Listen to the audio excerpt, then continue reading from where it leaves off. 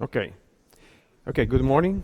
So we start today from what actually we have done yesterday. So I just briefly recapitulate what we have so far. So we end up of having the following operators. So we have some coordinates x mu, and so we have some momentum p mu, and they satisfy the usual commutation relations. Let me put here nu I eta mu nu. Okay. Then we have some Gauss field C and B, and they satisfy these commutation relations. Then we have some set of fermionic field psi A, psi bar B, which is delta AB, and among themselves they commute, anti-commute, and also A and psi B is equal to 0. Then we have these fields gamma and beta, and they have the following commutation relations. So then we want to define the Hilbert space for this model. And but do you remember yesterday that also we have some charges? So instead of discussing again the charges, I just make a small table. Okay. So we have some charges for the fields x, mu, and p mu. Then the fields psi A, then the fields C and B, and the fields gamma beta. So there are one charge which is just the Gauss charge.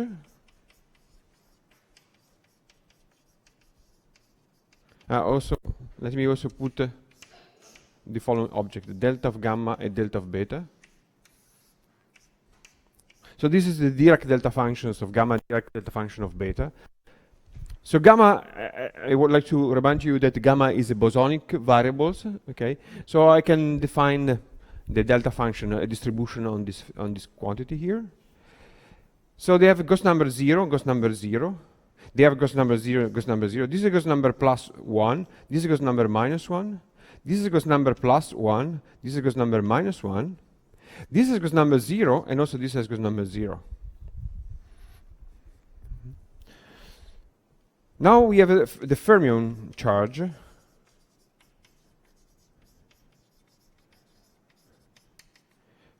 Fermion, and as we defined yesterday, all these fields has charge 0 respect to this charge, but the fields psi and psi bar have charge plus 1 and minus 1. And then finally there is this picture charge or picture number.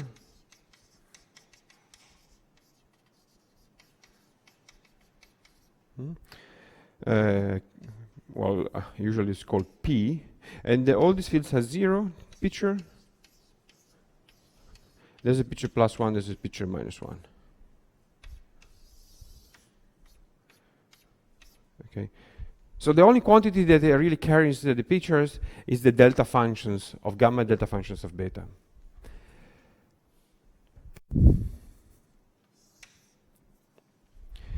Okay. Now there is another object that I would like to also to calculate it. Is just the derivative. Let's consider the first derivative of the delta function of gamma, and then for this object I use the usual distribution laws, which is just this one. Okay, this is just the distribution equations for this function here, for this quantity, and this has okay, from a Gauss charge point of view, you see this quantity has Gauss charge 0.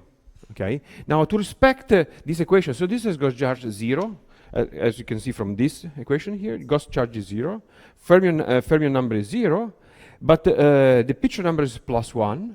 So this means, okay, so let's say the Gauss charge, Q of Gauss charge, this is what? This is a plus 1, and then in order to respect this equation, this must have a Gauss number minus 1, 0, and the picture, this has a picture 0. This must have picture 1 equal to picture 1.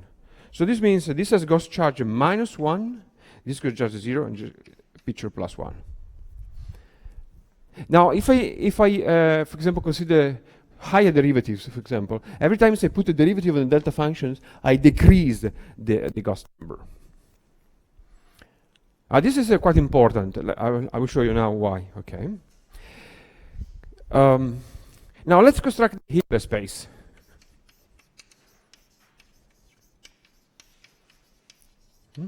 For that, I need a vacuum. I will define it this way, and the vacuum is annihilated by P mu, annihilates the vacuum, beta, B, and what else? Yes, psi B annihilates the vacuum. Okay, so this is a definition of the vacuum, defined in this way. So this means the Hilbert space is generated by the other fields, namely x naught mu. Then we have a psi A. Then we have a gamma. Well, let me put the first C and gamma. And then, of course, all of them acting on the vacuum. Okay. So a generic element of the Hilbert space has the following form. So a generic element of the Hilbert space has the following form. There is a wave function here, which contains x naught mu and gamma. Then we could have powers of this psi A1, psi AP, let's say. So here we'll have indices A1, AP, acting in the vacuum. Of course, there are some of them. Of course, you have to remember that these indices are antisymmetrized, so they're going from a minimum of 0 to a maximum number of psi's. And then also there is an additional piece, which is just G. I use the same notation as I used in yesterday, A1 AP of x naught gamma and the Gauss C acting in the vacuum. So this is the most general decomposition. The most general composition expand where this F and G, I will not say anything for a moment, but they are functions in principle. They could be distributions. So they also contains not only functions of gamma, but also distribution of gamma. So it contains also a delta functions. Please notice that if I consider the Hilbert space spanned by these coordinates, by this element here, okay, you see all these fields carry Gauss number, positive Gauss number. So this has Gauss number 0, and they have a positive Gauss number, +1, okay? So there is no object here that indeed can have a negative Gauss number. But when I construct this expression here, when I construct the wave functions in this way, if this wave function f or g contains delta functions of lambda, delta function of lambda has, if it contains only delta functions, of course, I can change the picture. Well, so this could have also a picture, not only Gauss number, but also pictures. But in addition, if I consider also derivative of delta function, 1 derivative, 2 derivative, and p derivative of delta function, of course, I can put any number of derivative of delta functions. It is well defined. And then automatically I can decrease the number of the Gauss number. So in order to decrease the Gauss number, I can add the derivative of delta functions to the theory. Okay, this is quite interesting, in fact. Now, of course, one can say, well, why, for example, don't consider also other distribution like theta, the Heaviside distribution, so the step function, for example. Well, this so I'm going to consider only the compact support distributions. Okay. There are some reason from a functional point of view that shows that indeed you consider only distribution of the delta type, not of the Heaviside. So just only compact support distributions. Good. So now I want to construct two things. Okay, I want to construct two things. One thing is I want to construct. I try to construct an action, as I did yesterday. So a target space action. Okay, with all these ingredients. Okay, one more ingredient. Sorry, let me put it where I don't know. Okay, I can erase this one, this relation. Okay, I have one more ingredient, which is the following, which is the BRST charge, which is gamma psi mi p mu plus c p square minus b gamma square. Okay. Now, of course, this has, so the BRC charge has Gauss number +1, Fermi number 0, and picture 0. So if you want also to consider this charge here, okay? And as we remember, it is nilpotent. Good. Now I want to try to construct an action, okay? Yesterday, let me just remind what are the ingredients to construct an action in the case of bosonic, just only bosonic particle. So we have the integral of on the coordinates and the integral of the ghost C, okay? Then we put this, then you put the BRST charge acting this. Okay, so these guys, the BRST charge has cost number 1. Let me put just only to remind that there goes number 1, okay? And then I told you yesterday, look, there is a Berezin integral, okay? The Berezin integral on the C, this Berezin integral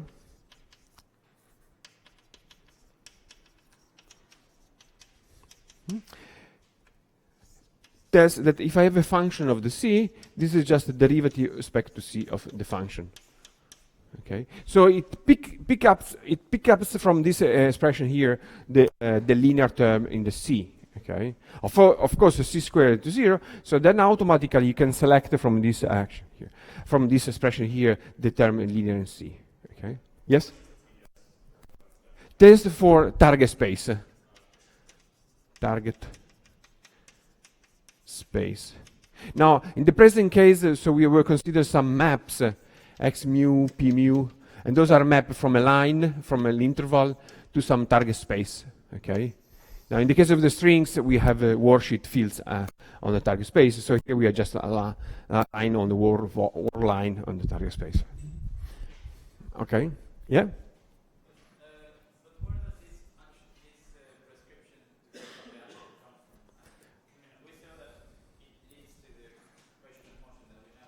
Right. Well, this action, it comes from the fact that we know actually the physical fields are defined by this equation. Acting psi is equal to 0, okay? And delta of psi is equal to q of eta, okay? So the physical fields are defined in this way. So they are BRST closed, okay? And they are not defined up to gauge transformation of this type. Now you see this action, and we know from these equations, from this set of equations, that indeed we reproduce the correct equation of motion, okay? Now the idea, okay, let's say this integration here is coming from a functional, let's say a path integral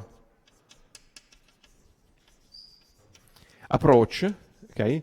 From a path integral approach, or a functional approach, if you like, it's the same, okay? A path integral approach, we know that actually we have to integrate on all the target space fields, okay? What are the target space fields? In this case, since my fields, my original fields, this and psi, at the end of the calculation, when you have a gauge fix action, they reduce it to just only 0 mode, okay? And those are the 0 mode of the original fields, okay?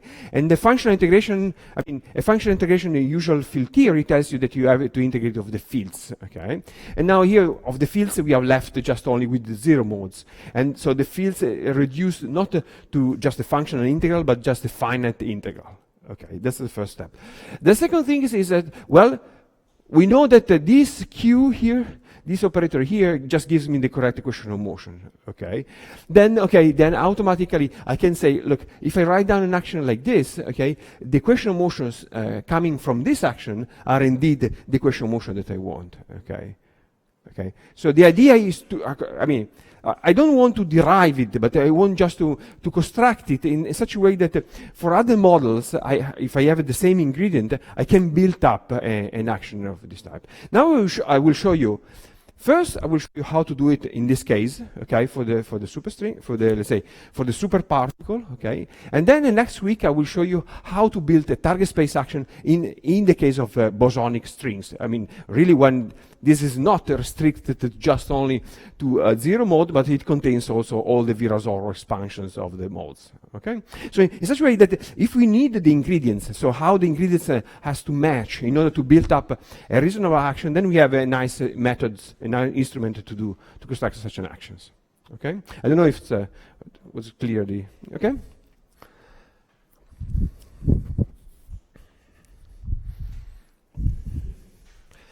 Okay, so this was the ingredient how to build up the action. Okay. Now, please notice one fact, actually, that as I said before, you see, these guys implies a derivative with respect to the ghost. So this means that this quantity here, okay, that must have at least ghost number 1. It could have a ghost number 0, but at least one ghost number 1 should be there, at least a ghost number 1, in such a way that this extract a ghost number 1. Okay. Now, from, let's say, from the particle point of view, the only way to understand this procedure is that here there is a derivative. I mean, is there an integral on dc? Okay. In the case of bosonic strings, or in the case of fermionic strings, there is another ingredient which are called the anomalies. The anomalies tells you indeed what is the number of integration that you have to perform. Now here it's easy because I have to integrate only on one constant anti-commuting variable, and therefore I need that these guys must be ghost number 1. Let's see what happened in the case of a superparticle. Okay, let's do it for the superparticle. So I will have dx some power n. Then we have the integration on the psi's. Let's say psi 1, psi d over 2. Then we have the integration of dc, and then we have integration of the gamma. Again here I will put some chi, the BRST charge, and some, let me put like this chi. Okay. Now you see, okay, that's, okay, I will find again the integration on the coordinates, that's fine, okay. Now there is the integration of dc. The integration of dc means that at least this object here should carry ghost number 1, okay. This is good because already the BRST charge has ghost number 1. So this means that out of these three terms, I should pick up some terms which in total gives me ghost number 1. Fine. Now here I have, you see, here I have the integration of the psi's. Okay. The integration of the psi's, it's just again a Berezin integral because those are anti-commuting variables. So this is again a Berezin integral.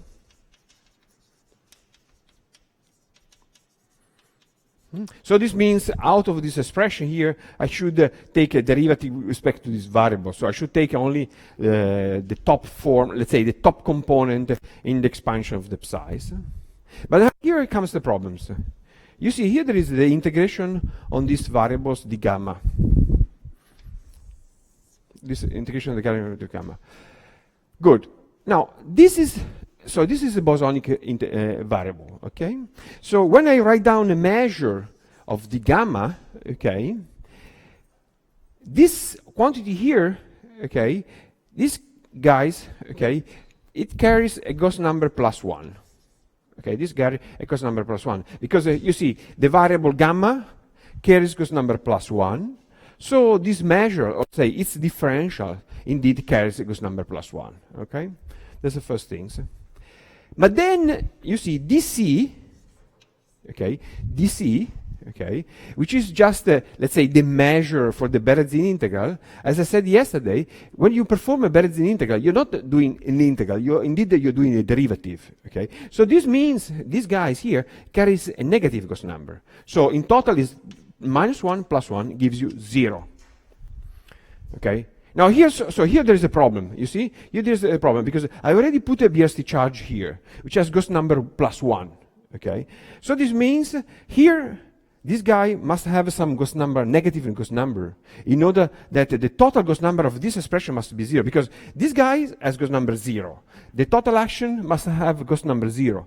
This has already ghost number 1, so here, something happened in order to have ghost number 0, okay? So this means here, I should insert something. Let me call this something y, okay, which is an operator which has the following property. First of all, must have a ghost number 0. Okay, ghost number 0. Now, if I want to insert something, but these somethings should not modify the equation of motion, this quantity here must be closed. And not exact. Let me show you why, okay? So, this I can cancel this definition here.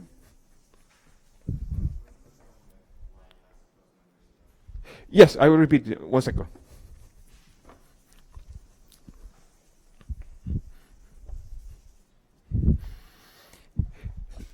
This part of the measure here, which is the Gauss integrations, it contains the integration of DC. Okay, this has negative Gauss number. The gamma has a positive Gauss number. So in total, one must have Gauss number 0. Okay, so Q has already Gauss number 1. Okay, now, okay, chi, this object here, could have a positive and negative Gauss number, because we have seen if you put delta function, actually derivative of delta function, indeed I can reduce the Gauss number, even though my Hilbert space is constructed out of only variables with the positive Gauss number, Cn with psi a. Okay, so they contain only positive Gauss number, but if you consider the derivative of delta function, then I can reduce the Gauss number. So instead of taking this psi, okay, with the negative Gauss number, let me introduce, okay, just an operator, okay, just a field, psi y, in such a way that I can saturate automatically. Sorry, I made it wrong. Sorry, this has Gauss number -1. Okay, sorry. I just wrote it correct. Okay, in such a way that this Gauss number cancel the Gauss number of Q. Okay, sorry. Thank you. Good. Now, in order not to modify the equation of motion, Q, okay, on y -1 must be equal to 0. Must be equal to 0. And, more importantly, y -1 should be different of something, let's say, omega. Okay.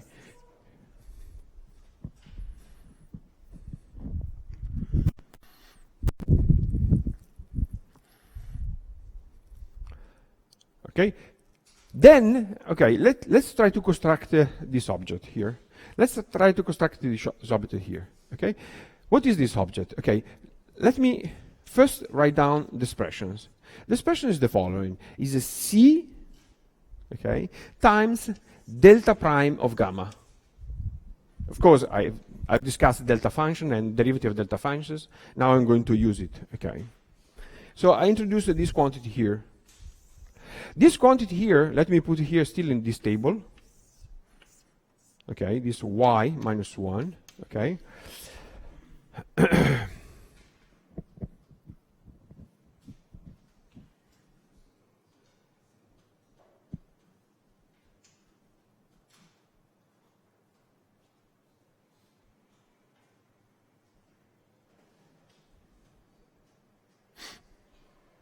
Okay.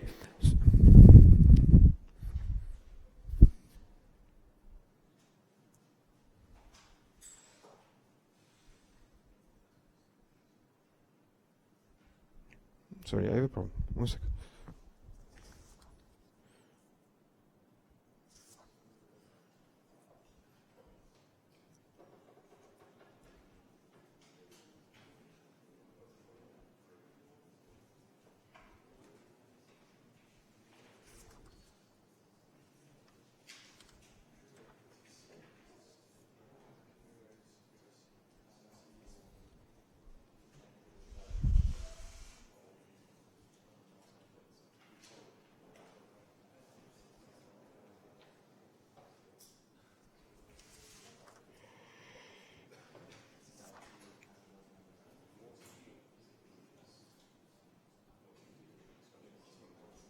No, sorry, I made a mistake here. Okay, so these guys. Okay, sorry, I made a mistake here. These guys has Gauss number -1.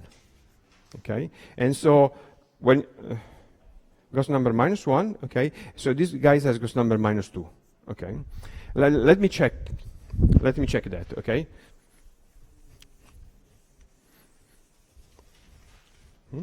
If I want to check this, okay, so sorry, I made a mistake here. I copied wrongly from my notes, okay? So if I want to check this one, I have a gamma, beta, which is part, so the Gauss charge contains a piece which is CB plus gamma beta, okay? So if I act Q phi acting on delta of gamma, okay, then I have to do the following. Huh? Sorry? we wrote minus here, okay, in this way, okay. So if I calculated this expression, here's a minus gamma beta, delta of gamma, okay. Now, you see, these guys here provides a derivative of these functions, okay. So this gives you minus gamma. So this gives you minus a derivative of delta function here. And then, okay, I use again the equation that I was writing before. So this is minus minus gives you plus gamma of delta prime of gamma. It gives you minus delta of gamma.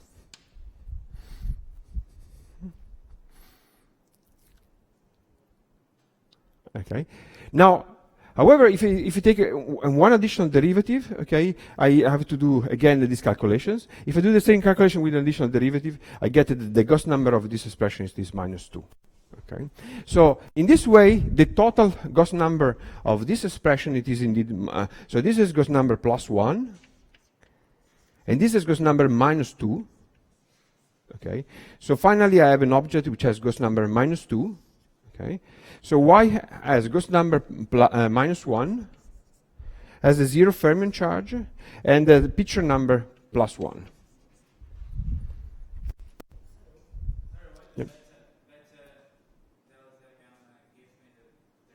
Yep. Yeah, because okay, this expression is a gamma beta minus a beta of gamma is equal to I. Okay, so if it, well, there is an I. Okay, I don't care about the I for the moment. Okay, so if I take a derivative. So beta acting on gamma, this is just acting like a derivative, okay?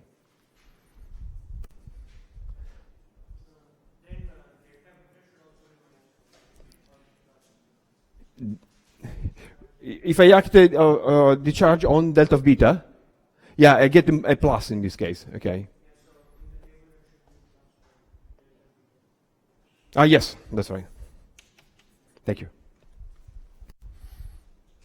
Okay. So let me check for you that this indeed operator here, it is BRST closed. Okay.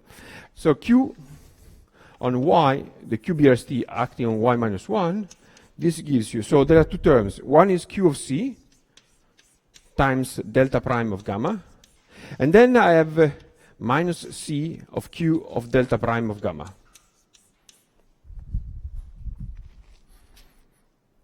Now, Q of C gives you gamma square, I think minus gamma square, of delta prime of gamma. And Q of delta, so when you act the Q of delta, this is minus 2. Then it gives you two derivatives of delta functions. And then finally, Q of gamma. Okay, but Q of gamma is 0, so this guy is 0. And then you see this one. Okay, I can use one derivative to kill one of the gammas. So I get a minus 2 gamma of delta of gamma, okay? But then I have a gamma times delta of gamma, okay? And then it gives you 0. So I always use these distribution properties of the delta functions in this way. So these guys here, this operator here, okay, has a good properties because first of all, I insert in my action here, I insert an expression which contains the delta functions, okay? Which is nice because now, okay, I don't have the problem of integrating of the gamma. You see, the gamma is a bosonic quantity, okay?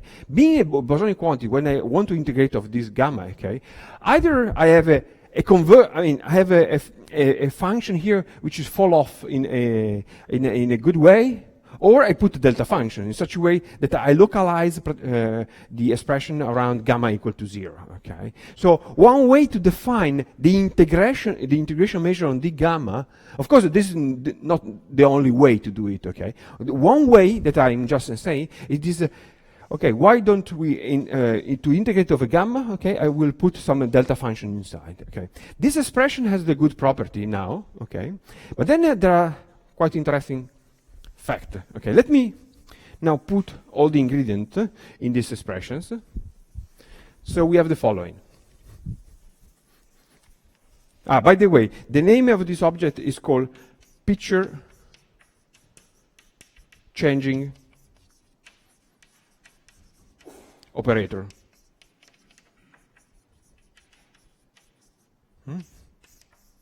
Picture change operator.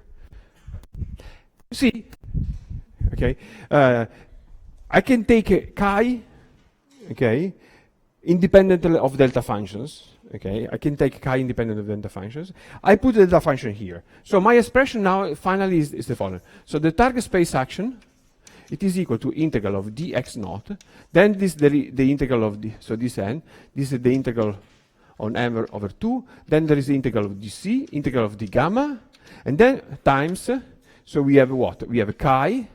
So here there is a BSD charge, gamma psi plus cp square minus b gamma square, okay, times this quantity here, which is c delta prime of gamma times chi. Good. Now, so you see that, okay, so you see from this equation a quite interesting fact. First of all, these terms here in the BSD charge is automatically killed, okay? Because you see, here there is a C and this here C. So these terms will be killed in this way.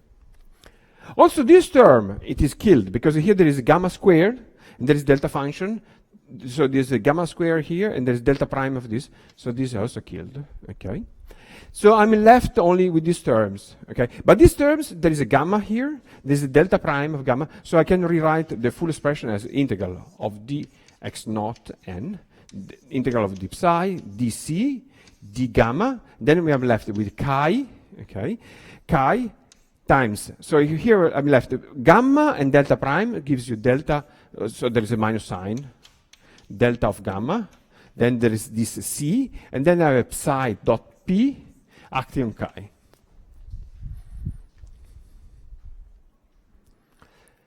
Now, the expression chi that I was writing before are two wave functions. I can have some a1, ap on x naught gamma, okay, times the vacuum, or sorry, times psi a1, psi ap on the vacuum, plus another piece which was a c times g of a1 ap, psi a1 psi ap acting in the vacuum. Now of course this piece here drops out because there is already ghost. Here there is already ghost c, so these terms drops out, okay? These terms drops out. Now these terms, you see, here I consider just a function here, because I just consider a function of f, because I could have considered also a delta function here, okay? But already we have the correct Gauss number, because this guy has already the Gauss number correctly. So this is a Gauss number 1, this is a Gauss number -1, and this match correctly the Gauss number of this measure, okay? So the integration of the c is correct, because now there is a c here. The integration of the gamma is easy, because now I just left with the delta function here, okay? So this means out of this of the wave function here, I will only have to consider the point f1 fp for x naught times 0 acting in the vacuum. So I can remove completely the dependence of gamma here, okay? So let me conclude now. So we are left with the following.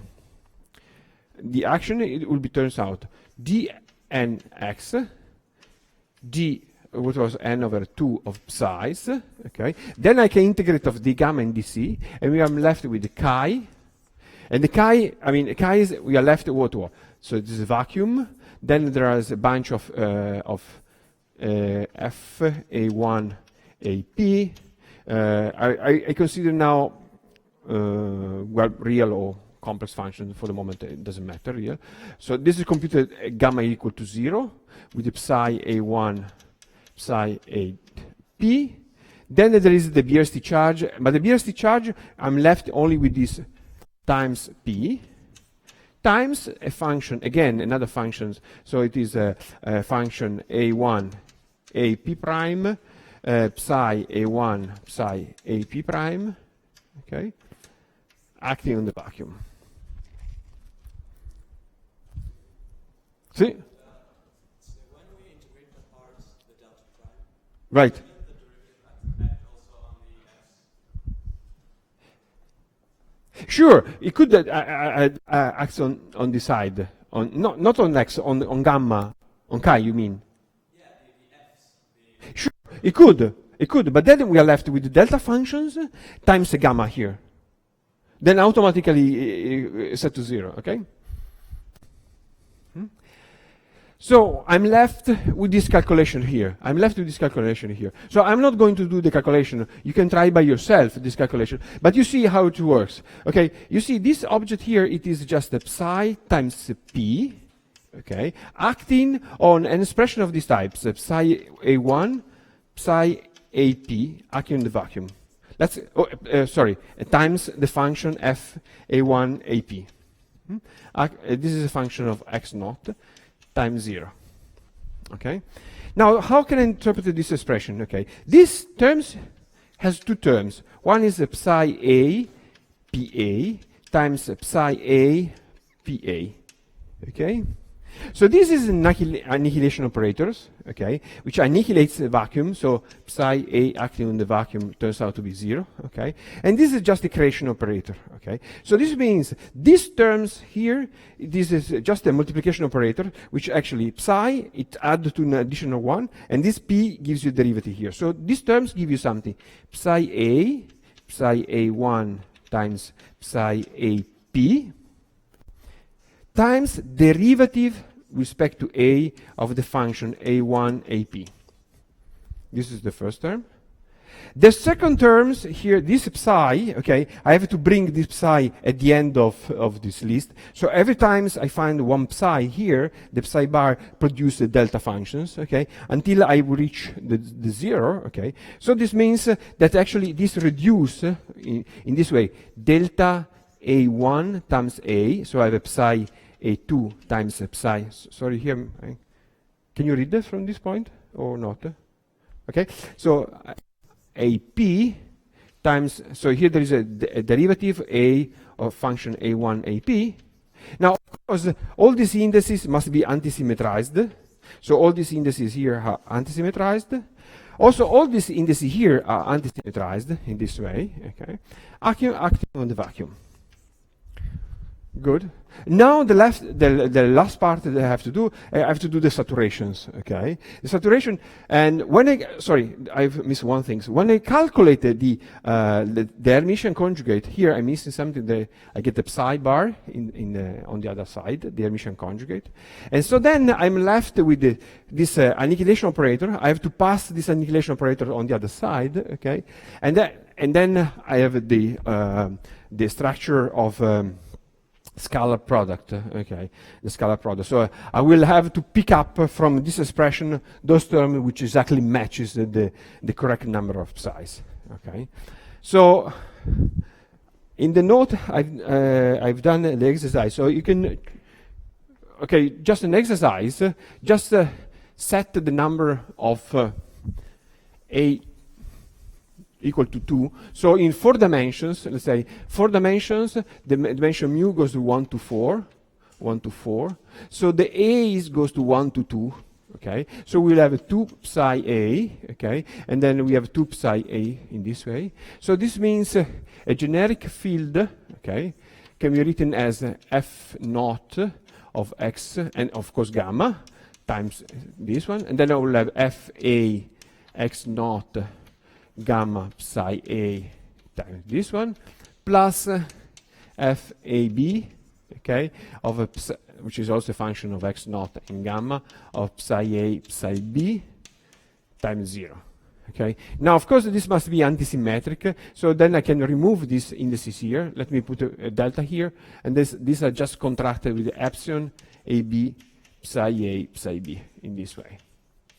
Okay, so I can count. Okay, I can count how many fields I have here. I have 1 field for this one, then I have 2 fields for this 2 component, and here I get 1 component also in this case.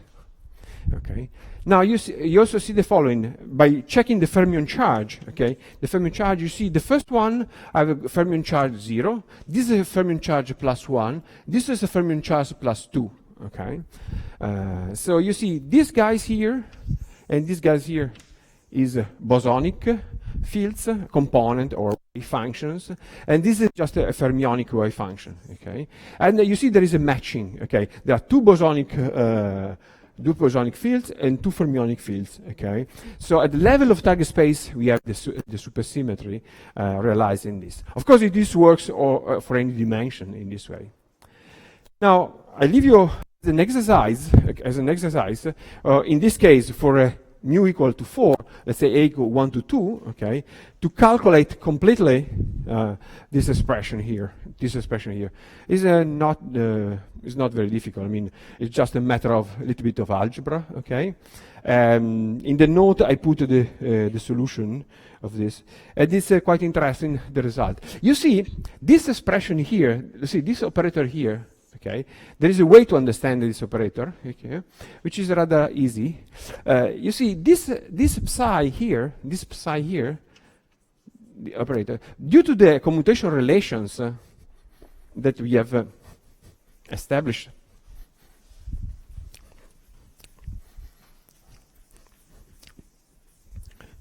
okay,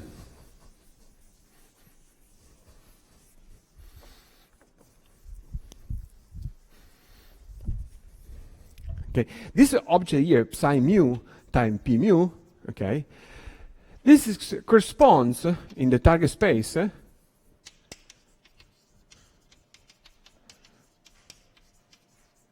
to Dirac operator. Dirac operator.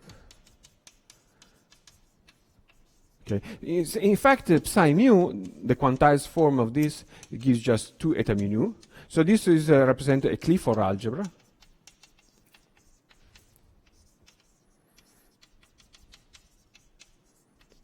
The representation of p mu acting on a wave functions of x naught and gamma is just the derivative, the usual derivative of f of x naught and gamma. So this represents indeed the usual Dirac operator. Yeah, Dirac operator. So this action here, okay, if you write down, is nothing else than the Dirac target space action. Okay, Dirac target space action, but it's written in a funny way. It's written in a funny way, namely, if you write down this expression, you'll see how actually all the terms come into the game. And so I just leave you an exercise how to do the calculations.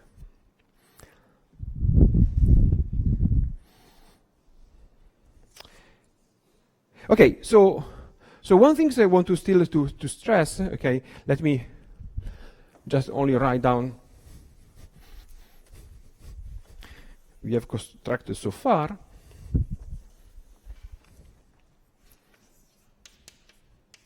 This, okay, in the case of bosonic,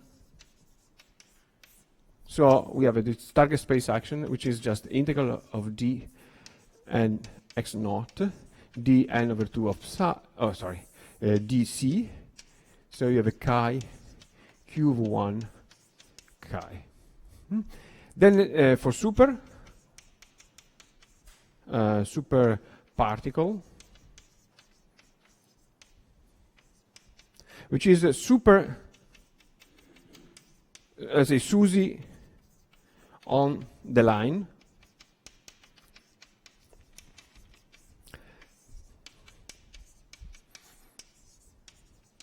So we have this bunch of psi's, then we have a dc and d gamma, and then here the expression is a little bit more complicated. We have a q of 1, then we have this picture number -1 of chi.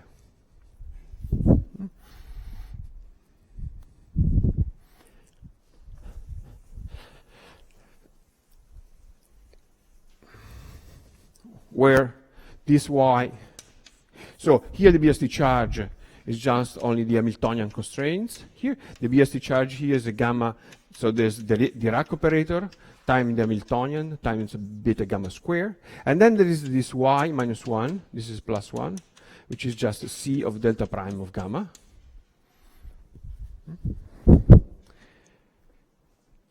Now, one thing is important is the following. You see, in this case, in the case of bosonic things, when you write down a generic state, okay, we have two possibilities. One is this wave functions, and the other wave function is a c of g naught of x naught and 0. Okay, So we have only these two possibilities, okay? As I showed you yesterday, there is an interpretation. So this is just interpreted as a field, and this has an interpretation as an anti-field, okay? It's an anti-field. Okay. Now here the situation is a little more complicated, okay? Because when you construct the chi, okay, this has a function which depends on x naught and gamma, and okay, and also we have some expansion psi a1 ap, and then also there is also the other one c g. It depends on x naught and gamma, and also function a1 ap in this way. Again, the interpretation of these guys, so these are representing the fields, okay, satisfying the Dirac equation, but these are interpreted as the anti-fields of those fields. Again, so you see, every time you see something which is this expression, and then the same expression with the C in front here, it always has this interpretation. So these are the fields, and those are the anti-fields. So the situation is exactly the same. However, there is also this parameter gamma here, okay? This parameter gamma here, which also can also interpret like a replica of the same quantity. You see, gamma, okay, satisfies the gamma is equal to 0. So gamma, it is invariant under the BRC transformation, okay? So it is a BRC invariant. It carries a Gauss number +1, okay? It is a bosonic quantity. It carries a Gauss number +1. It is BRC invariant. So the funny thing is that, of course, I can filter my function with respect to the Gauss number. But indeed, this is a commuting quantity here. So this means the following, that for each power of gamma, I have a replication of the same cohomology. So in the bosonic case, I have one cohomology classes, or let's say, one cohomology classes at Gauss number 0, and one cohomology classes Gauss number 1. And there's this interpretation. This is just a field, this is just in the field. Here we still have this duplication of the cohomology. So there is this function here and this function here, of course. But in addition, we have also the possibility to expand with respect to gamma, okay? Suppose that you Taylor expand with respect to gamma here. We have for each power of gamma, we have a replication of the same cohomology, okay? We have a replication of the same cohomology. This means that the Hilbert space, the Hilbert space of physical states, somehow is replicated. For any power of gamma, we have the same Hilbert space. Okay, so in this direction there is two cohomology classes. Here in this direction there are two cohomology classes times any power of gamma. Okay, with the same cohomology. So this means the Hilbert space when you have a super Gauss, it contains an infinite degenerations.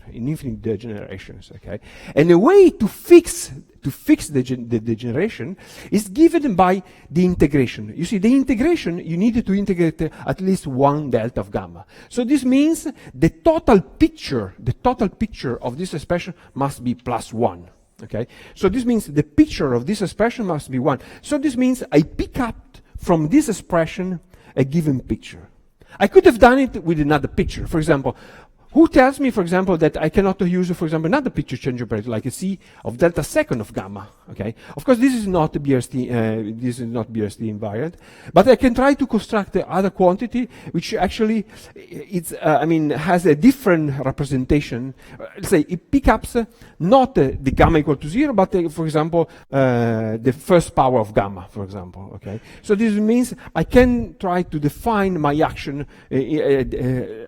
I can define my quantity at a different level. Or let's say, the integration tells me that since I have to integrate of the gamma here, I need at least one delta function in order to select correctly my pictures. Okay?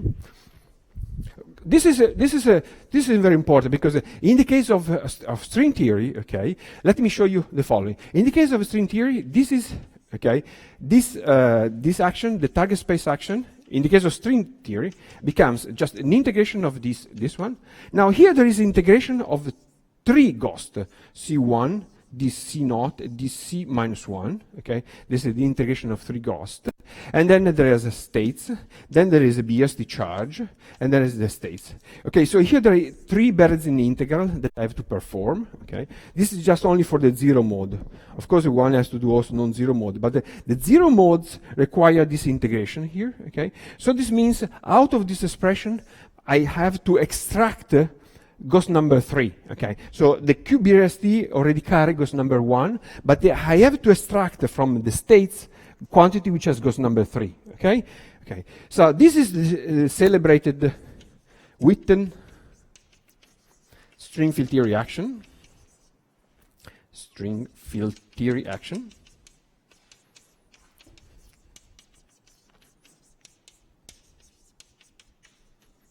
Okay, the Witten string field theory action, and which has the form of a Chern-Simon type of action. So there are 2 fields and the BRST differential. Okay, BRST differential. And the fact is, as I said, here there are 3. Here there is 1 ghost. So the states here they have ghost number 0. Okay. Now here I have 3 ghosts. So the states here must have ghost number 1. Of course, I could have also ghost number 0 and ghost number 2. And also I can have ghost number -1 and ghost number 3. Okay, there is a full expansion in the case of string field theory. Okay. Now what happened for this is for the bosonic. So okay. What happened for the fermionic things? So the target space. So this is for the bosons. This is for the fermionic things. Okay. So I will have dn x naught, some bunch of deep size. Okay, then I will have 3 of this ghost, C1, DC naught, DC -1, okay? But then I have 2 bosonic ghosts, gamma half and D of gamma -1/2. Next week I will show you exactly where are these gamma half and gamma -1/2. But then here I have chi, Q, okay, and then chi, okay? So this guy has ghost number 1. Good. The states here, chi must have ghost number 1. Okay. But here you see there are 2 gammas to integrate over. So then this means I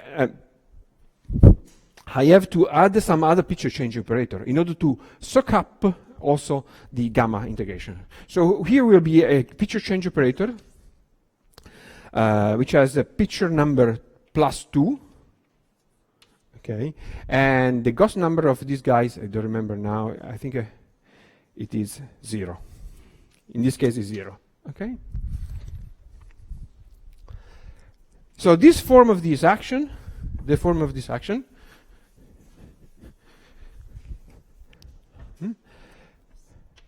is one of the form of the superstring field theory actions. Okay, but what is very important is the presence of these guys here, this picture change operator, in order to saturate the correct ghost number here. Okay, so let's say given these ingredients, then next week I will show you how. Okay, what are the ingredients in the case of string theory? Okay, so what are the ingredients to define this action here in the case of string theory? And so then we will see actually how going from the particles to the strings actually the things changes in this way. Okay, I hope that I give you.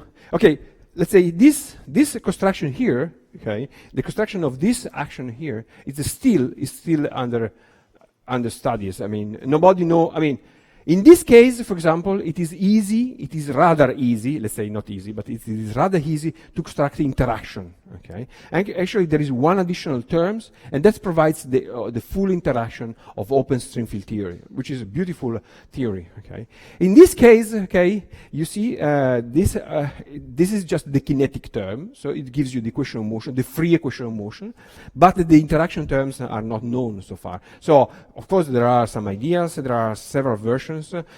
For example, you can take this y here. You can distribute this y on the field chi. So instead of taking a wave function which depends on gamma, you take delta functions and so on. So there are several versions. I hope that I gave you some ingredients, okay, in order to, I mean, at least if you read the papers on this subject, you understand what is going on, why you need those ingredients and how to deal with them, okay.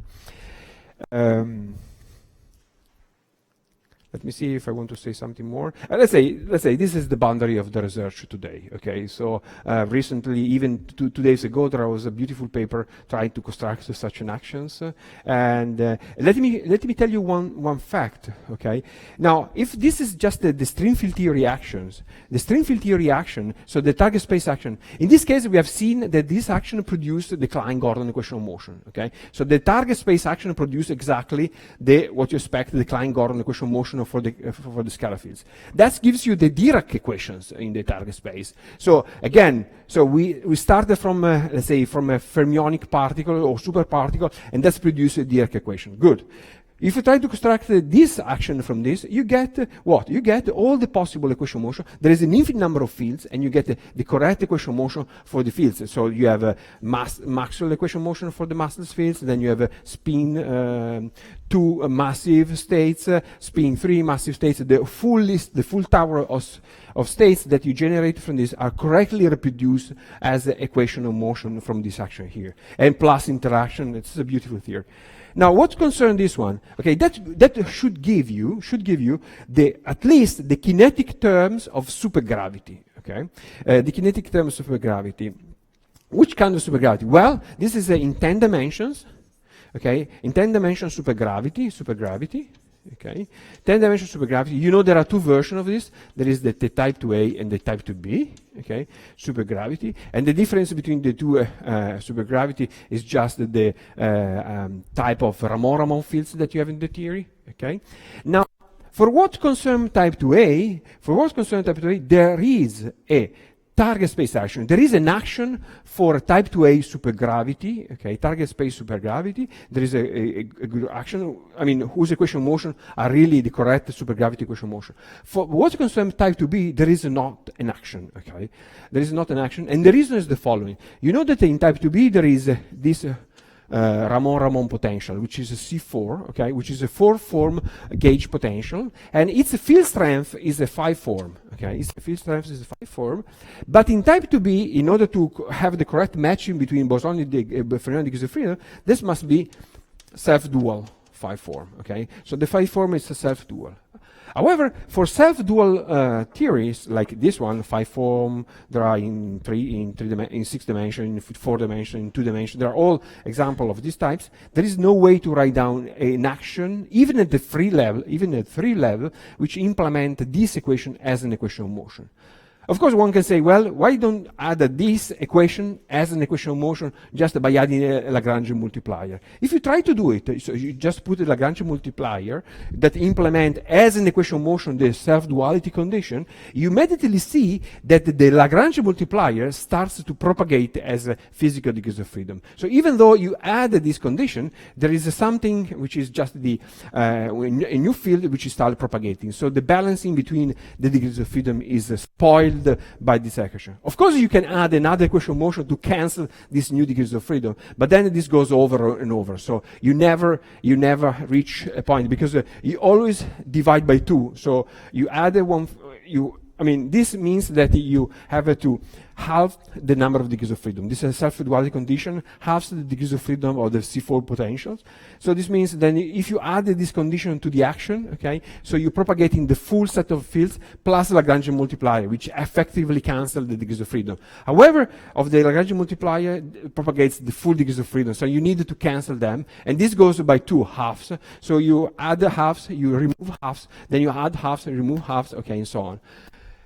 And well, there are several ways. If you like, I can tell you the story, but it's rather okay. So this means that this action at the target space action should reproduce the supergravity action type 2B. However, at the moment, nobody knows indeed if this actually produces the correct supergravity action. So it's a matter of research. This is quite important. As I said 2 days ago, there was a nice, beautiful paper by Ashok Sen trying to argue how to construct such an action which actually reproduce the correct supergravity type 2B in 10 dimensions.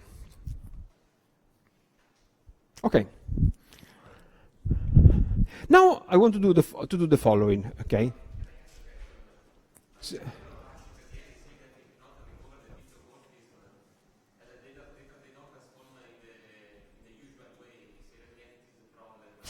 Yes. That's right.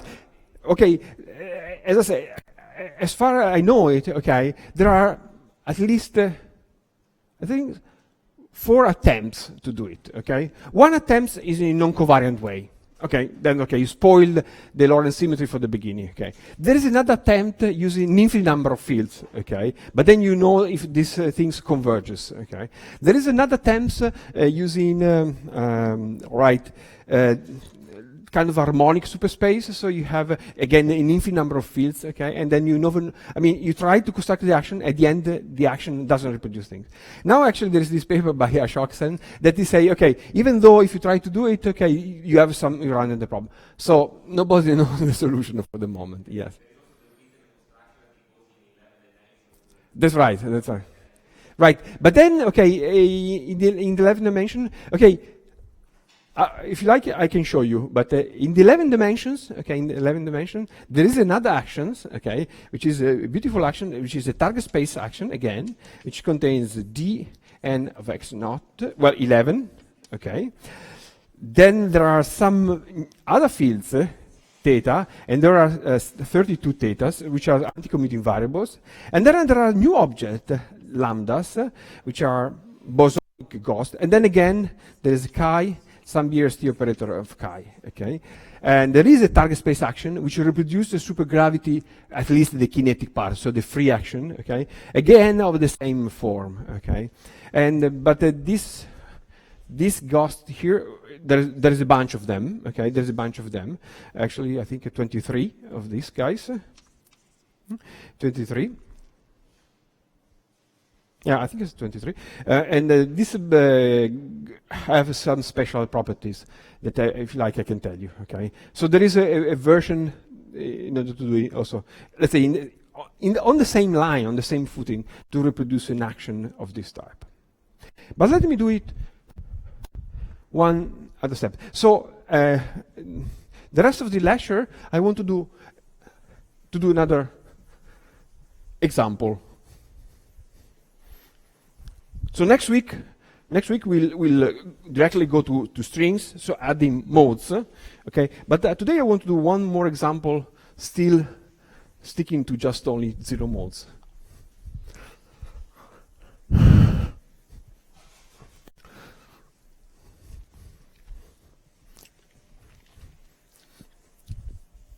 Okay, we remember the starting point of the bosonic.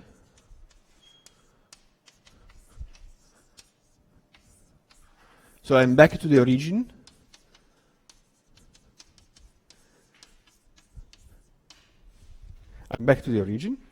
But now I want to do something else.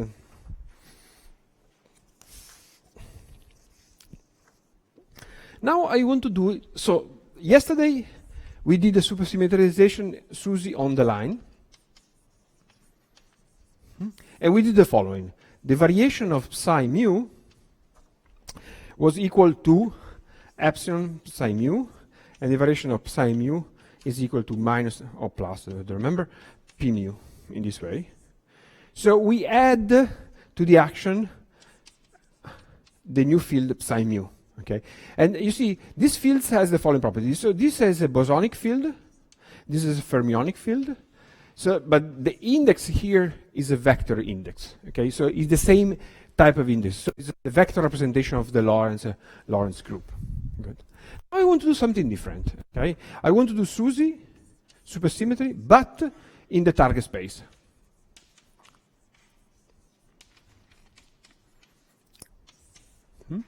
So instead of adding, I knew the new fields, which is this one. So this is a boson, okay? This is a fermion. However, the index here, so if this is a vector representation of Lorentz group, this is just a spinorial representation of the Lorentz group. So alpha now is a spinor index in the representation. So here are the same representation. So if I perform a Lorentz transformation, okay, mu acting on this, it just rotates in this way. So this is just the Lorentz transformation of these fields, okay? In this case, if I perform a Lorentz transformation on these fields, okay, the transformation on this one will be just L mu nu, gamma mu nu, alpha beta, theta beta. Let me put it up and down here in this way. Okay, so this is just the induced spinorial representation on the spinor fields. Okay, so this is a vector boson and fermion, and this is a boson, a fermion, but this one has an index alpha in the spinorial representation. Let me give you just a few details about the spinorial representation. I will stick. I mean, you can do several exercises, okay, but I will stick to in 10 dimensions because we don't have time to do other cases in 10 dimensions. So the index mu goes from 0 to 9, okay, so I consider the Lorentz group SO9. I can do also Euclidean, okay.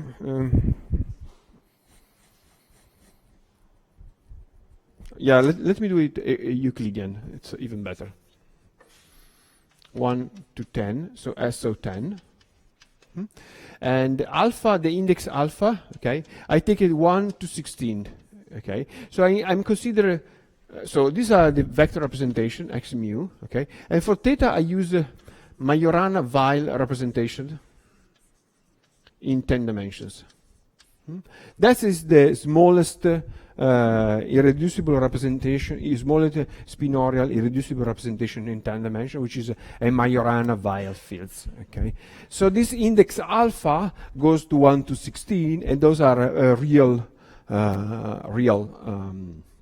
anti-commuting variables. Okay, so in this case, the gamma matrices.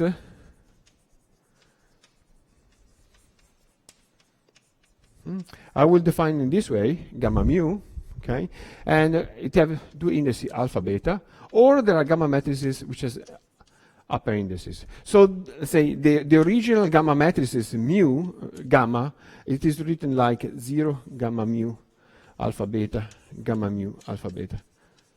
So essentially those things are the Pauli matrices in 10 dimensions. For the Majorana-Weil representation, I can choose this Pauli matrices here. They have the following property. The Clifford algebra representation is this one: gamma alpha beta, gamma nu beta gamma, plus gamma mu, sorry, gamma nu alpha beta times gamma mu beta gamma is equal to 2 eta mu nu delta alpha gamma. Okay. The Clifford algebra is represented in this way. So the numerical value of these matrices are the same. Okay. So if you take alpha 0, 1, 1, it's the same numerical value of gamma alpha 1, 1. So the numerical value are the same, but the indices are down or up. Okay. And there is no invariant tensor which allows me in 10 dimensions to raise a lower one of these indices. So I cannot contract these indices by using a lower let's say, charge conjugation matrices. Okay, so I only have a chronicle delta this way. Okay, with this index in this way. So I have no way to raise and lower indices. Okay, right. So there is also an identity which is called a Firth identity in this case, which is the following: alpha, so gamma alpha beta, gamma mu, gamma delta. So if you cyclic permute 3 of these indices, this gives you 0. So this is the Firth identities between gamma matrices. Firth identities.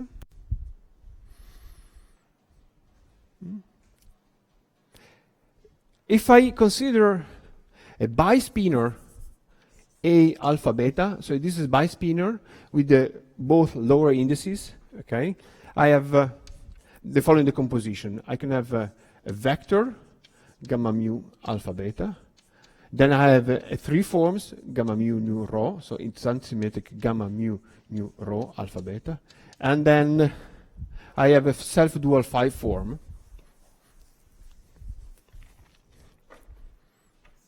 self-dual mu nu rho sigma tau, gamma mu nu rho sigma alpha beta.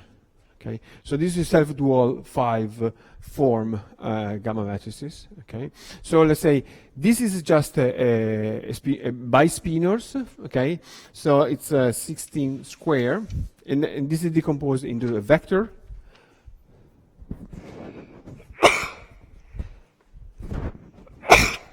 Sorry, this is a 3 form, and this is a self-dual 5 form in this way.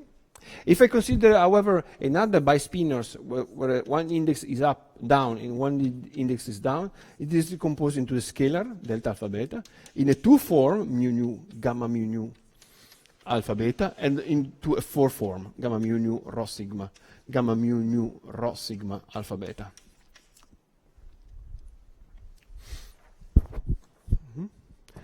Again, this has a 16 square component, and you decompose in terms of this component here. You can easily do the calculation, try to see if indeed actually has the correct decompositions. There is a bunch of identities and relations. For example, if you take this gamma matrix, you calculate the gamma mu 1, mu p, gamma mu. Yes? Right, in 10 dimension there is no, I mean, if you use this notation here in the Majorana-Weyl representation, the index up and, you cannot raise and lower the indices. You can only contract it. You see, the gamma matrix is gamma mu as an index alpha beta. So this quantity here, which is gamma mu is defined in this way. It is gamma mu alpha rho, gamma nu rho beta, and then you have to antisymmetrize this. So it's gamma nu alpha rho, gamma mu rho beta, and divide by half. Okay, so you built up this. Sorry, I forgot to say that these are the antisymmetrization, the product of gamma matrices antisymmetrizing those indices. Okay.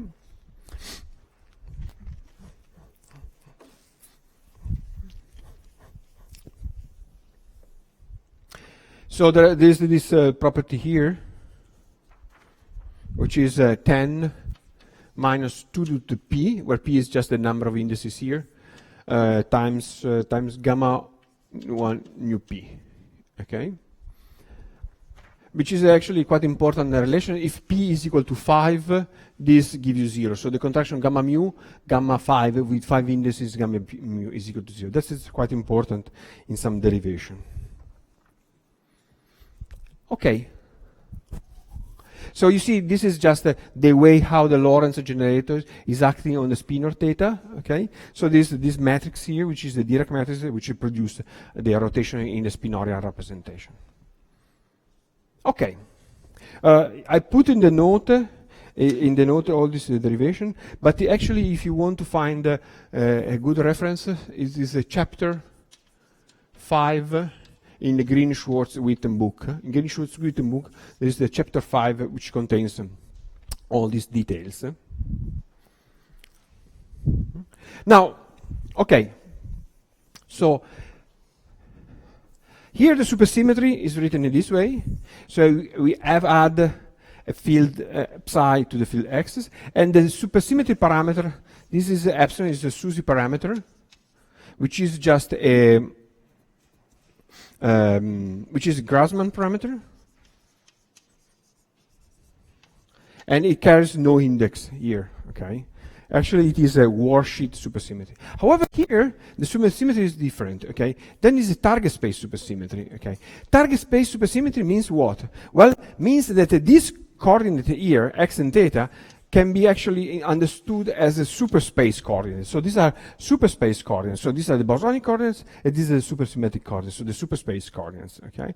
And then when you perform a supersymmetry transformation in the superspace, okay, a supersymmetry transformation in the superspace correspond to what? Corresponding to translations along the super coordinates. So translation means d epsilon goes into some parameter epsilon alpha.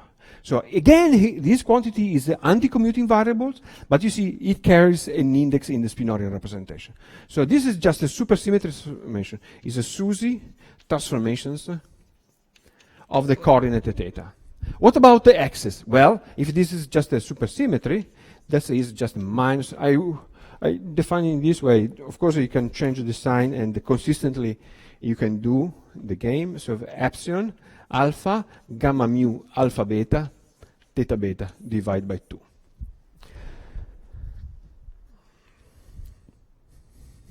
Okay, it resembles this one, because you see the supersymmetry transformation of x goes into epsilon times psi. Here just epsilon times theta, but in the between there is the gamma matrix here. Okay. Then, of course, you can check that this is indeed, again, a supersymmetry transformations. There is a big difference. So this is a linear transformation, so it's a supersymmetry transformation which is linear. This is a non-linear transformation of supersymmetry. So it seems to be linear because you see in this is a linear because x goes into theta, but this is non-linear transformation. Okay? Yeah, you can interpret this as a Goldstino breaking type of supersymmetry, but okay, I don't want to enter in these things. Okay, so this is supersymmetry. Okay, in this case. Good. Well, now, okay, so then I have to do something with my action. I have to do something with my action in order to make it supersymmetry invariant under such supersymmetry transformations. Now, if let's consider now, I have to make a supersymmetry transformation of this expression here, okay? So, and let's consider also derivative x mu with respect to d tau, okay? Now, if I make a supersymmetry transformation of this quantity here, let me put an epsilon here just to remind this is supersymmetry here. If I make a transformation of this type, let's make a transformation, so a derivative of d tau. So I get a minus epsilon gamma mu of theta divided by 2. And this gives you what? Well, this gives you minus epsilon gamma mu of d theta tau divided by 2.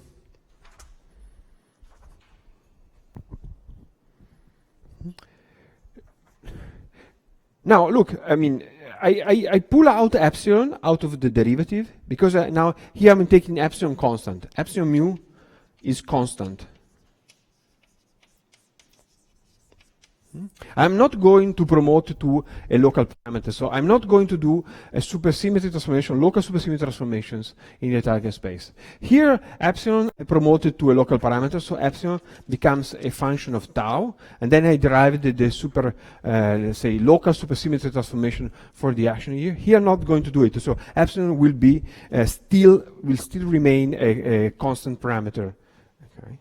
Now, you see that I can cancel these terms, by adding to these variables, to this expression, I can cancel these terms by adding something like a half theta alpha, gamma alpha, d of theta beta d tau.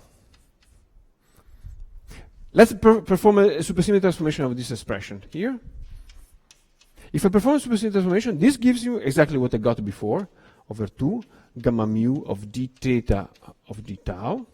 Okay, but these terms, you see epsilon, theta transform as an epsilon, so I get half of epsilon gamma mu d theta of d tau. And then I should transform also theta here. But you see, theta here appears under derivative, epsilon is a constant, gives no contribution. So these terms cancel out. Okay, so this quantity here, it is indeed in supersymmetric invariant. Let me call it pi. So x mu plus half of theta gamma mu of theta. So if I want to, also cannot put indices like this.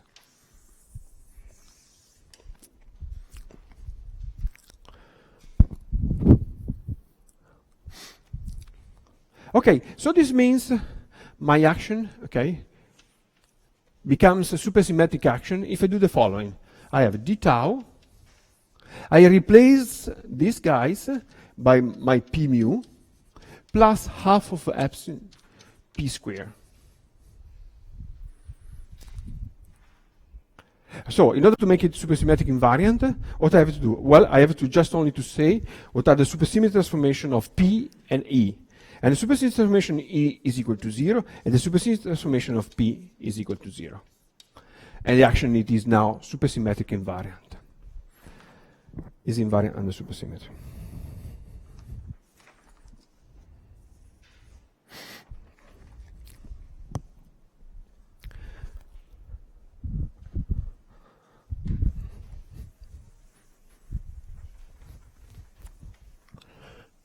Okay, good. Now we look at this action here, okay? Let me write down explicitly, okay? Let me write it down in explicit way.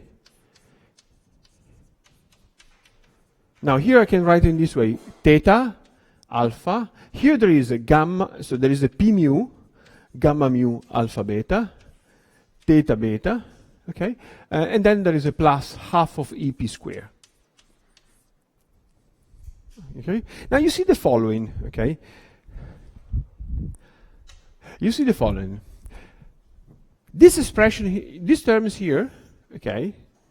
It looks like as kinetic terms for the theta. Just let me write down for you in order to compare what I've done yesterday. So yesterday we got these terms. So there was minus half of a psi mu dot. This one terms, and then there is an additional terms which is chi psi mu p mu. So those are the terms in the action of yesterday. Okay, so okay, these terms here we find it good. This is nice. This is also the Hamiltonian constraint, if you want to call it. Now here there is the kinetic terms of the fermions. Okay, and here there is the coupling between the Dirac constraints, or if you like. The coupling with the gravitino. Okay, so these guys here are the coupling with the graviton and gravitino, with the, let's say, supergravity multiplet, and these are the kinetic terms for axis and for psi. Now here the situation is rather similar. So we have the kinetic terms for this one. We have the Hamiltonian constraints, okay, for the gravitino, okay, on the line, okay. But here there is this nice term, these are funny terms. You see, okay, it resembles a little bit these Dirac terms, okay, because there is a theta and theta dot. However, there is in the between p, okay. So indeed, this is in interaction terms. Interaction term. More than kinetic terms, actually. Okay. First.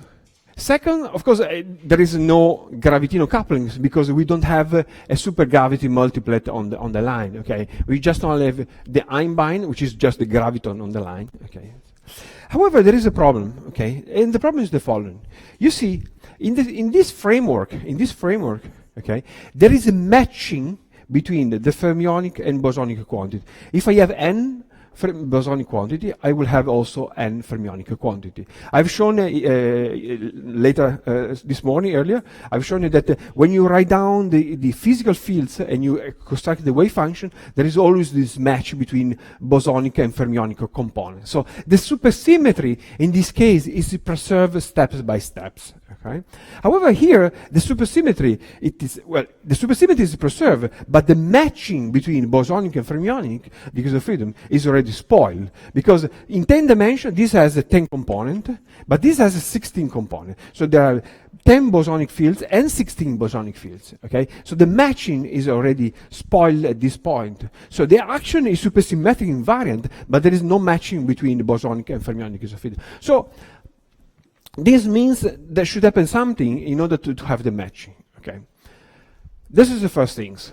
The second things I want to tell you another fact. Do you remember that yesterday we have analyzed this action here, and when I analyzed this action here, it turns out, well, we have seen also this morning, that indeed two constraint emerges. One constraint is a p square is equal to 0, and the other constraint was a psi mu p mu is equal to 0. Good. Now these two constraints appear in the BRST charge, QBRST, okay, coupled to Gauss fields, psi dot p plus a CP square minus b gamma square, okay. So for each constraints, okay, there is a couple of Gauss fields, okay. There's a couple of Gauss C and B, and there's a couple of Gauss of gamma and beta, okay. Well, what is the role of these Gauss fields? Okay, what is the role of these Gauss fields? As I said really at the beginning, okay, the Gauss fields, okay, are introduced in such a way that they effectively cancel out the unphysical degrees of freedom related to x and p or to psi's. Okay, why? Well, do you remember actually when we write down the commutation relations? At the end, when you quantize the theory, we find out this commutation relation, P mu equal to I eta mu nu, and the commutation relation of psi mu equal to 2 times eta mu nu. If you consider the Lorentz signature, okay, what happened? That here there is either +1 and minus, or in this also case there is 1 + 1 and the other minus. Okay, so the fact that there is a set of diagonal terms which has a plus sign, a set of things which has a minus sign, this means that if you construct the norm of the Hilbert space constructed out of those operators, it turns out that the Hilbert space contains negative norm states. Okay, so this means that this is not really in Hilbert space. So the scalar product is not positive definite. Okay, so this means that you have to cancel some degrees of freedoms, the unphysical degrees of freedom, in order to have a positive definite scalar product in your Hilbert space. And indeed, the ghost CMB are effectively works in such a way that you cancel unphysical freedom. Or, say in different way, the Hamiltonian constraint p squared equal to 0 is such a constraint that allows you to define a Hilbert space which has a physical interpretation, namely positive definite scalar product. In the same way, gamma and beta are effectively cancel 2 degrees of freedom coming from the fermions. Now, the fermions are fermionic fields, and then I need the super gauss with opposite statistic in order to cancel those degrees of freedom.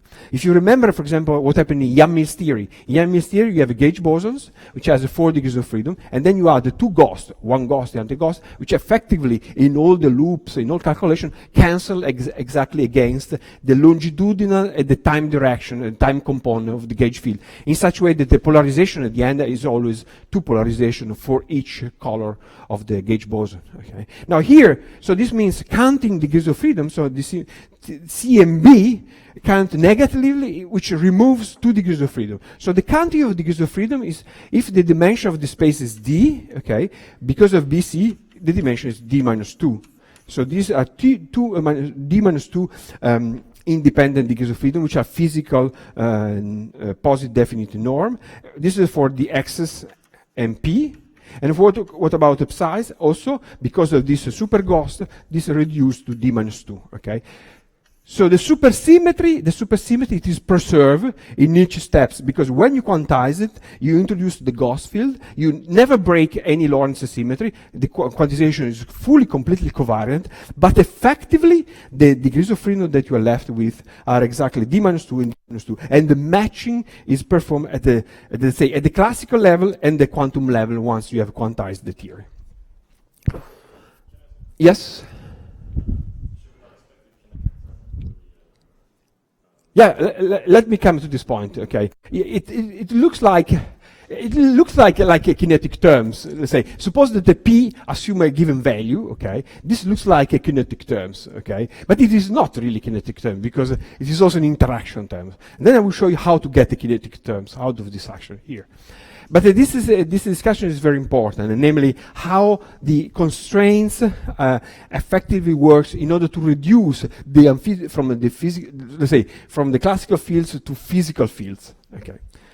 Now, here the symmetry is spoiled from the beginning. First of all, this action here has invariant under diffeomorphisms. Okay, you can see in 2 ways. Either you perform a local diffeomorphism reparameterization on the line, okay, and then you find out that this action is invariant. As we have done yesterday and the day before, you can perform local transformations of the graviton in such a way that is invariant. The other way to say is, look, if I consider the equation motion for E, the equation motion for E gives you again the Hamiltonian constraints. So the Hamiltonian constraints will be related to some ghost CMB, and again this ghost here reduced effectively to D minus 2 to the physical degrees of freedom for X and P. So the degrees of the degrees of freedom for X and P are effectively reduced to D minus 2. But what about the theta? What about theta? I have 16 of them. Okay, and so the matching of degrees of freedom is not working here, and even worse, it doesn't work even here. Okay.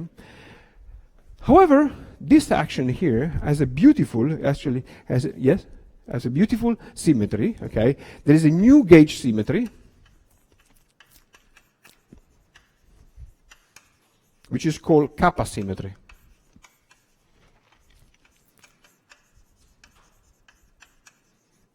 Which is a new gauge symmetry, which allows me to remove half of them, half of the thetas, okay? And remove half of the thetas allows me to having the matching. Let me show you how it works, okay? Gosh.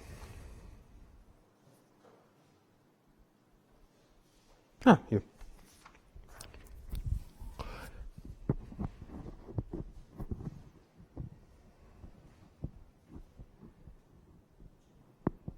Okay, let me show you how it works. Let's consider this action here, okay? And let's derive the equation of motion. Let's derive the equation of motion, okay?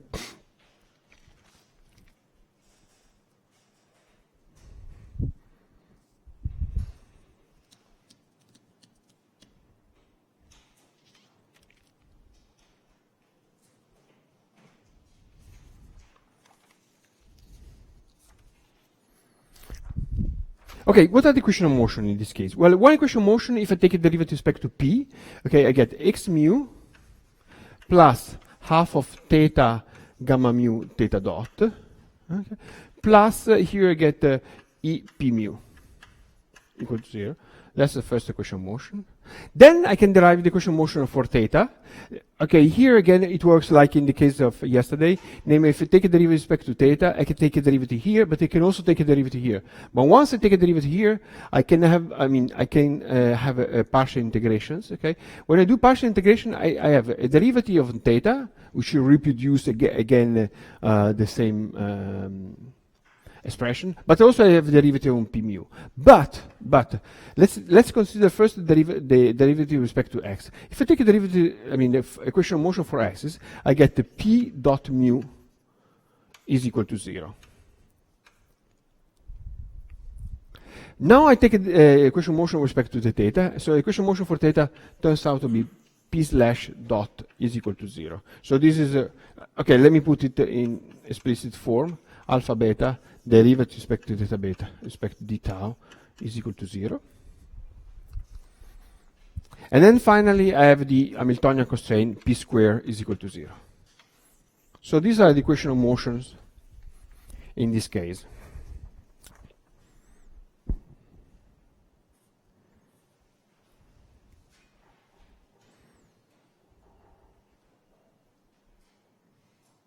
So these are equation of motion in this case. In the notes I put some rather detailed derivation here. Okay.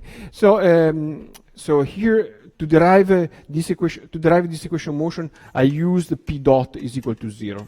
So I don't get exactly such an equation of motion, but I get a combination of equation of motion using this one. Okay. Good. Now let's also compute the conjugate momenta. Okay. So the conjugate momenta of axis, it's easy. Conjugate momenta is what? As usual, when I calculate the conjugate momenta, let me call it the small p. I don't know how to call it. Small p. Okay. It's just a derivative respect to the Lagrange respect to x dot mu. Okay, so the conjugate moment of axis is just p, as we expected. Okay, but the conjugate moment pi alpha of derivative Lagrange in respect to theta dot alpha, which has an index down. Okay, the conjugate moment of this one, it is what? Well, if you calculate here, I get something which is a p slash theta.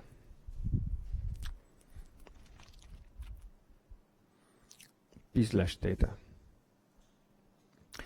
Okay, so this means the following. If I define d alpha as a pi alpha minus pi slash theta, okay, d alpha is a pi slash, then, okay, the fact that the d alpha is 0, okay, it is a new constraint.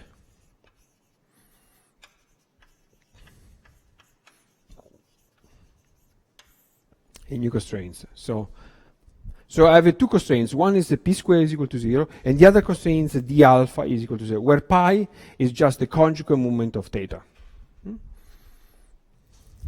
Usually the people write down the equation for the constraint in this way. So the equation of constraints is written in this way. So that means that on the space you impose this constraint. So these are the dynamical equations, and these are the two constraints equal to 0. However, let's compute.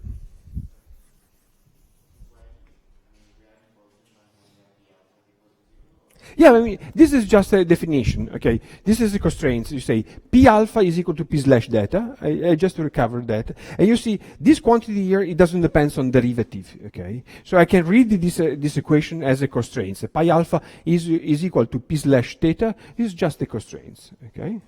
Okay, that's a very simple thing. However, let's compute the Poisson bracket, okay, between the d alpha and d beta. So this is just the classical Poisson bracket, okay, the classical Poisson bracket, okay, p alpha and d beta. Now, and for computing such a Poisson bracket, I use the fact that pi alpha, which is the momentum, and theta beta in the Poisson bracket gives you delta alpha beta. That's the usual definition of Poisson bracket. So this pi alpha is the conjugate moment of theta, okay, and in the Poisson bracket, by definition, it gives you this one. So if I compute the Poisson bracket between d alpha and d beta, what I get? Well, let me write down. So it's pi alpha minus pi slash theta alpha, comma, pi beta minus pi slash theta beta. And this gives you what? Well, you see, pi alpha could act here, okay? So this means pi alpha and theta gives you minus p slash alpha beta. Okay, and this gives you another minus pi slash alpha beta. So the total answer is slash 2 pi slash alpha beta. Okay, so the Poisson bracket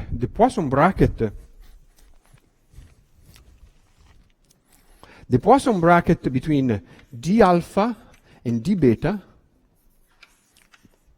is equal to minus 2 p slash alpha beta. So these equations, it's rather a little bit embarrassing because it tells me the following, okay? First of all, if you remember the first lecture, I was saying the following. Suppose that I have a set of constraints, Fij, okay? And there are several situations. Either they commute, or they form an algebra, or there is a new operator here, phi prime, and then I have to add this to the sector, or it closes to some other operators. Okay, another operator, let me put delta ij, okay, an operator here. Now, of course, if I generate a new operator here, this could be a C number, for example, okay. If I have these new generators, what I do? Well, I can take this generator here, put in the same set of generators, and then calculate again the algebra here. Then I say, look, if this is my constraints, if the alpha is my constraints, okay, then if I compute the commutation relation, the Poisson bracket between them, I produce this object here. Then I say, okay, why don't take these constraints, p alpha equal to 0 as a constraints? Okay, but p alpha equals to 0 means what? Well, it means p mu is equal to 0, okay? But p mu is equal to 0, so this means that my particle is just at rest, so the p is equal to 0, so it doesn't move, okay? So the moment, so these constraints here, it's two strong constraints, okay? So this means that these constraints that I've chosen here is two strong constraints. Let me make it a little bit weaker, okay? Okay. So this is the situation where actually I have the possibility to introduce these constraints in the set of the constraints, but if I'm going to do it, my particle will stop, okay? So it doesn't move at all, Okay, so let me try to make these constraints a little bit weaker. Okay, and then I construct the following constraints. I take the projection of p slash of d. So this means gamma mu alpha beta d beta on p mu is equal to 0. So this is just my new constraints.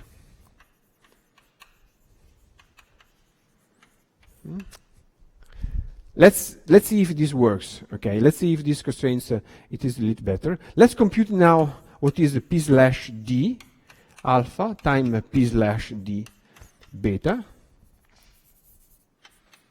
If I do the calculation, you can do it by yourself, you get something which is 2p square p slash alpha beta.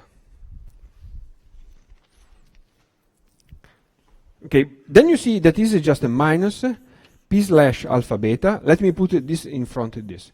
Now you see these two constraints. Okay, this is two constraints. This is the closest. Okay, it is not a Lie algebra because it depends on the momentum p. Okay, but it closes again on the constraints. Okay, so this is an example where this is not really a Lie algebra. Okay, because it is an algebra, but it's not a Lie algebra because these are functions. So these are structure functions, not a structure constant. But the Poisson bracket, these two constraints, closes on the constraints.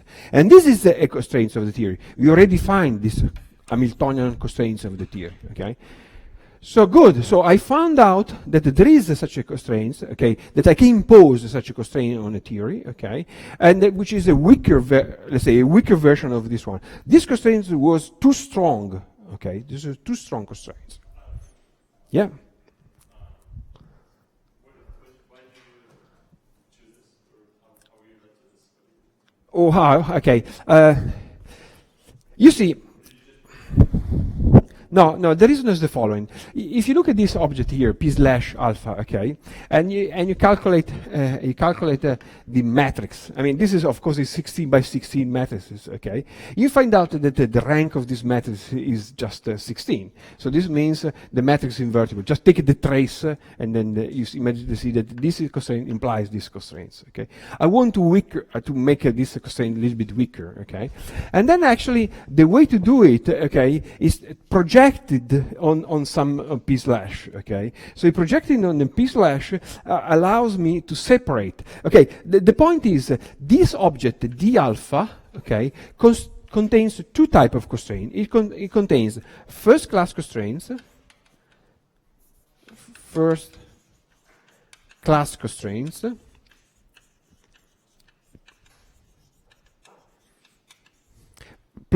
second class constraints.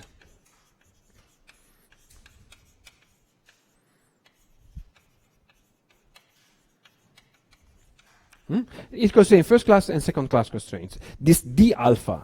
Okay. However, if I want to separate between the first class and second class, I have to break Lorentz invariance. Okay. There is no covariant way to break. I mean, the things that I want to do. I want to have a Lie algebra. Okay.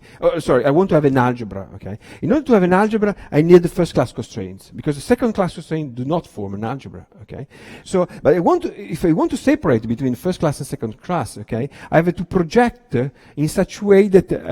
But there is no covariant way to do it. Okay. I cannot really separate between them. Okay. The only things I can do is just projecting these constraints with the p slash. Okay. In such a way that I somehow selects, or let's say I just select so I'm projecting out of the alpha just only the first class constraints. Okay. So the way to weaken is okay, if I try to impose both constraints on my states, it's too strong. Okay, and the way to do is just projecting out at least the second class constraints. Yes. Yeah, you see, this guys here. Okay, you can separate between. Let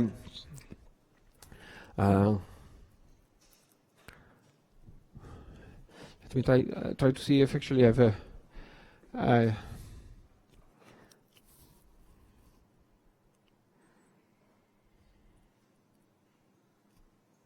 Well, essentially, Essentially, you can do the following.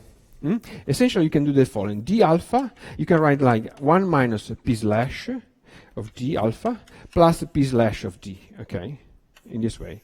Okay, that's of course I can do it. Okay, I can always do it, and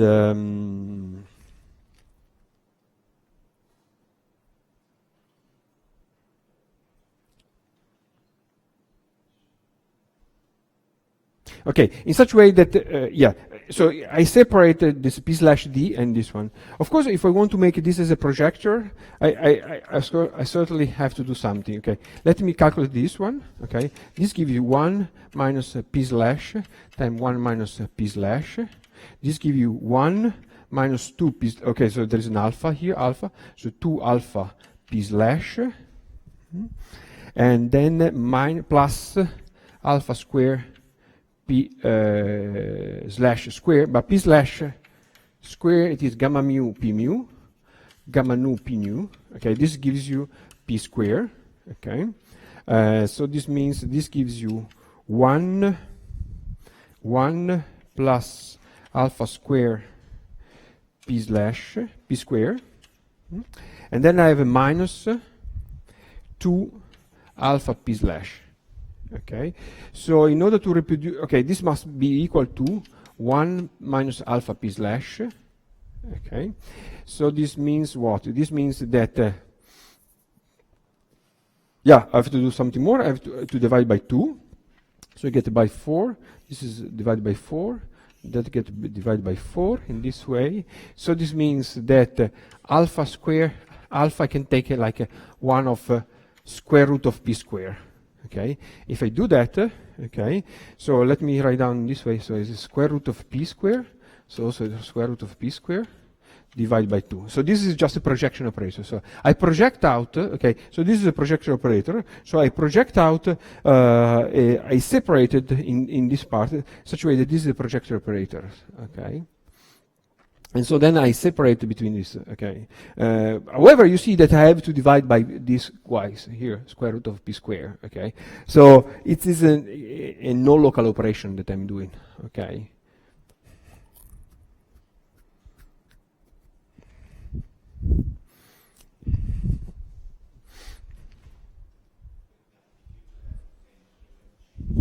Yeah?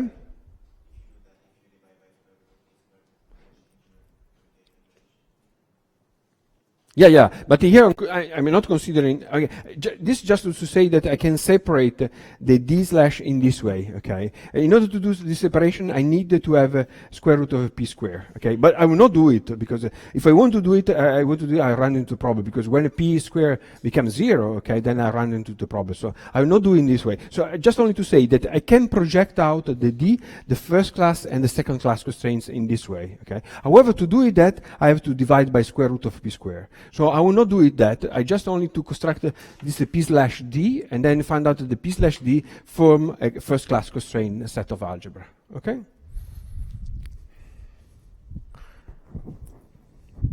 Okay, let's now see what happened. Okay, so the constraints are now the following. So are you happy with this computation? This one, yes, I'm happy with that. Because these constraints close again on these constraints and do not force me to take p slash equal to 0, but p squared is equal to 0. Okay. But let's see if this works. Okay, let's see if this works. Okay, so my constraints now is p slash d is equal to 0. Okay, let's see actually what is the. Let's try to see what are these constraints, what happened to these constraints when these constraints acting on some fields, okay? Let me do it in the following way. First, I take these constraints and multiply by a parameter which I'm going to call kappa. Yes?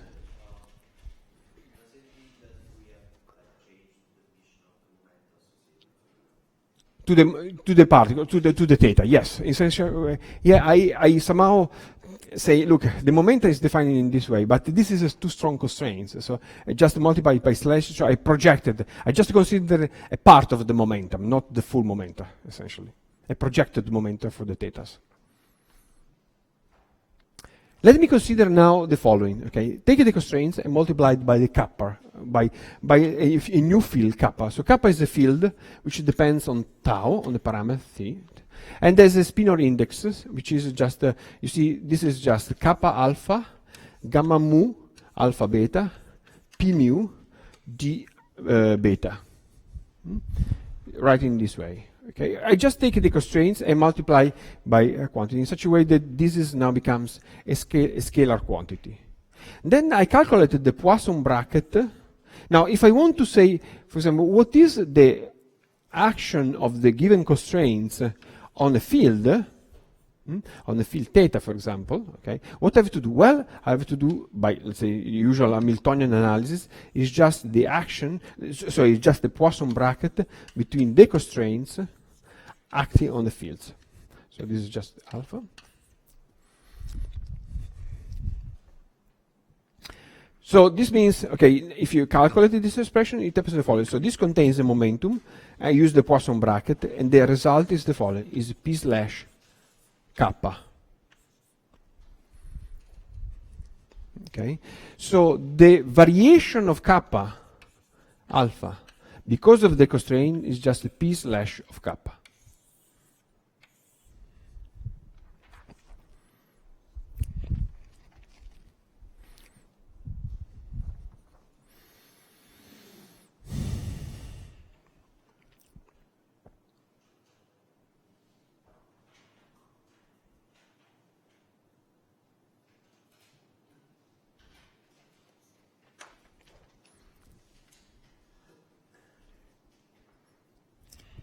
Okay. So this is the variation of thetas. Now here, okay, I first give you the let's say the result, and then on Monday I will continue on this. So what is the variation of kappa of x mu? That will be again the Poisson bracket between kappa p slash theta acting on x mu.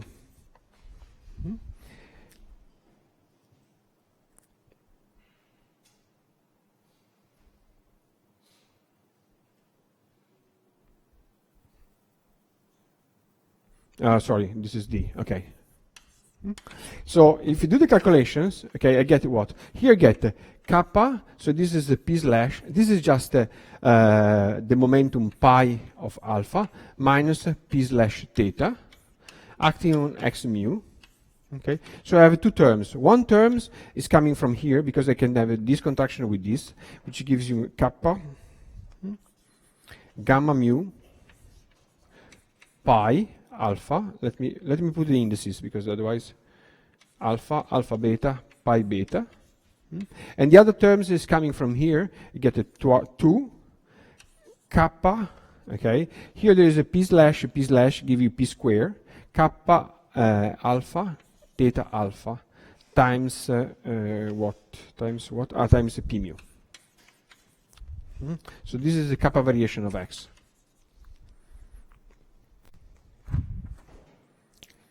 This is not enough. This is yet not enough.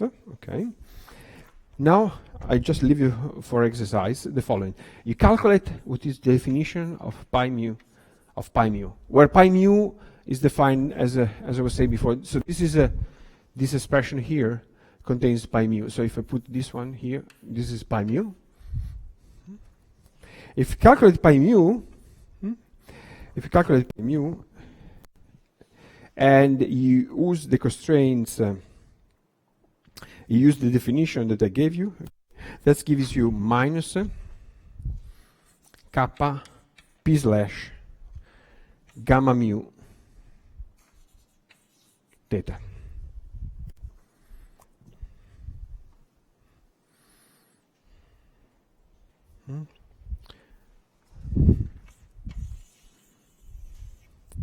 Okay.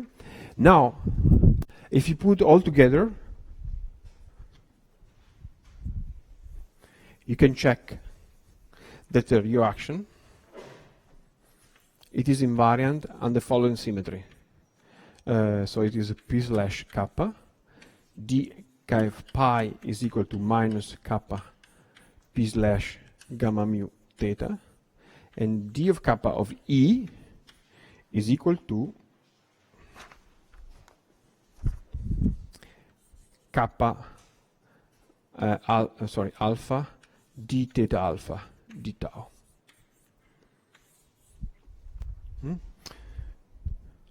On Monday, you can try in the weekend to calculate this, and you can check it, okay? And you can check that the action is invariant under the symmetry. So this is the gauge symmetry, because kappa is a local parameter. There is no gauge field associated to such a gauge symmetry. Okay, the action is invariant, and because of the symmetry, we get the SUSY matching, and the quantization on like cone.